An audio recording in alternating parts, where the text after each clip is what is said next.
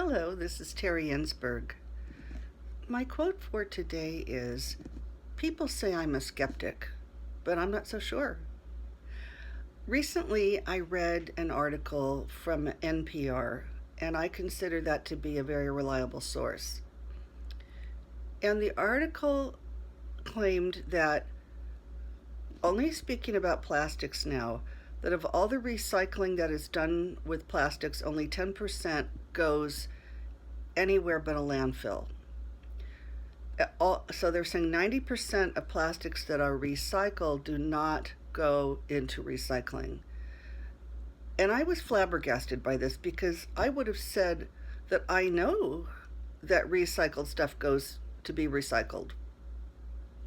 But there have been a combination of events lately that, or maybe forever, that have made that not profitable, and in fact make it cost more than creating the products new. For example, 2 years ago, the Chinese started rejecting our junk. Good for them. I would too. And the sorting that has to be done, where all the plastics, all the different kinds of plastics have to be divided up, is so expensive to do, so labor intensive, that it is too expensive and it's not worth it. Also, as a country, we become more energy independent of oil. The oil companies who make plastics, they need more revenue, so they really don't want to hand off revenue to recyclers when they themselves could just make more products. And the last thing that the article said was that plastic, when it's recycled, can only be used a time or two more. So it's a lot of expense to go to make something that will degrade and become unusable pretty fast. Now, another thing that's happened is that little triangle of arrows sign that means reduce, reuse, recycle is thought by people to mean that item that has it can be recycled, and that's not true. So it has encouraged people to use more plastics because they believe that they can be recycled. So I think of all the people I know who separate out all their plastic stuff, even washing it, and it's a lot. And then it all goes to the landfill with the trash. It's trash. And I am stunned. And it's made me think, what else did I think I knew that it turned out I didn't know? And the only reason that I thought I knew it was because it was a so-called known fact, something everybody accepts as true.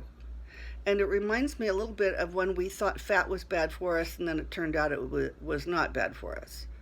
You know, you go along for 20 years or 30 years thinking you know something because it's just the popular wisdom. And then one day you wake up and it turns out, no, fat's okay. All those hot fudge sundaes that you didn't eat, sorry about that, but we were wrong. Or like with the plastics, if you've spent a lot of time separating out all your garbage and then it turns out it's all just garbage, that makes me feel almost vindictive, like somebody needs to answer for that.